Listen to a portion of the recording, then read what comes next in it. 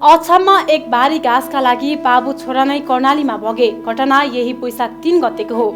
तुर्माखात गाउँपालिका 3 भैरव स्थान बल्देका 35 वर्ष पहल सिंह बुढा घाँस काट्न आफ्ना दुई छोराहरू दिलीप र नरेशलाई लिएर कर्णाली नदी पारी सुर्खेतको पञ्चपुरी क्षेत्र पुगेका थिए। आफ्नै काठे ढुङ्गा लिएर घाँस काट्न गएका उनीहरूमध्ये जेठो छोरा 14 वर्ष दिलीपले आफूभन्दा पहिले पालै पालो बुबा र भाइलाई पारी पठाएको थियो। अन्तिममा आफू तरे। नदी तरिसकेपछि पहल सिंहले कर्णाली नदीमा जाल थापे। त्यसपछि तिनैजनाले घाँस काटे। तीन भारी घाँस काटिसकेपछि साँझ पख जेठो छोरा दिलीपले ढुङ्गामा पालै पालो तिनै भारी घाँस तारे। घाँस तारेर बुबा र भाइ लिन दिलीप ढुङ्गा लिएर पुनः कर्णाली पारी पुगे। साँझ झमक्क परिसकेको थियो। दिलीपले बुबालाई पालै पालो ढुङ्गामा पारी पुर्याउने प्रस्ताव गरे।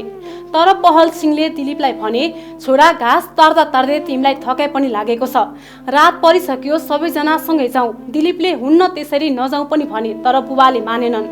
नभन्दै नदीको बीच भागमा पुगेपछि ढुङ्गा पल्टियो। ढुङ्गा पल्टिने बित्तिकै दिलीप पौडी खेल्दै जसो तसो नदी किनारमा निस्के। रुँदै गोहार्दै वरपरका मान्छेलाई खबर गरे। ढुङ्गा पल्टिएर उल्टो भएपछि 11 वर्षका भाइ नरेश ढुङ्गामै च्यापिएको थियो।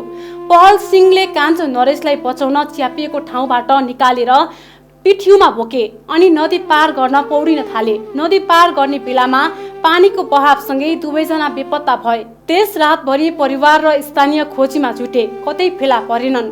सशस्त्र प्रहरी बल खप्तर गुल्मको विपद उद्धार टोली, सुर्खेतबाट आएको गोताखोरको टोली, स्थानीय बासिन्दा र नेपाल प्रहरीको संयुक्त प्रयासमा निरन्तर खोजी गर्दा कर्णाली नदीको खोजमा वैशाख 5 गते छोरा नरेश र 6 गते बुबा पहल सिंहको शव फेला पर्यो। बाबु छोराकै निधनपछि अहिले पहल सिंहको परिवार मात्रै होइन, पुरै गाउँ शोकमा छ। पहल सिंहको परिवारको मुख्य पेसा कृषि थियो। कर्णाली नदी किनारमा बसोबास गर्ने भएकाले उनीहरूको दैनिक जीवनयापन नदीमा माछा मार्ने, पशुपालन गर्ने थियो।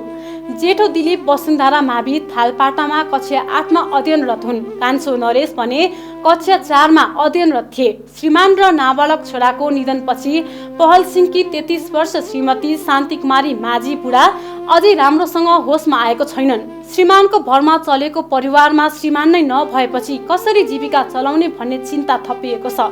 यस स्थानमा हालसम्म एउटा झोलुङ्गे पुलसम्म छैन, जसका कारण घरयासी कामकाजका लागि वारपार गर्न ज्यान जोखिममा हिँड्नुपर्ने बाध्यता छ।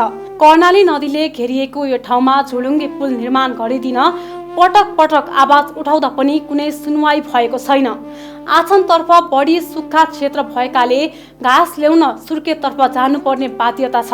अछामतर्फ बढी सुक्खा क्षेत्र भएकाले घाँस ल्याउन सुर्खेततर्फ जानुपर्ने बाध्यता छ। घाँसको भारी कर्णाली पार गर्दै ल्याउनुपर्छ। कतिखेर के हुन्छ थाहा नै हुँदैन।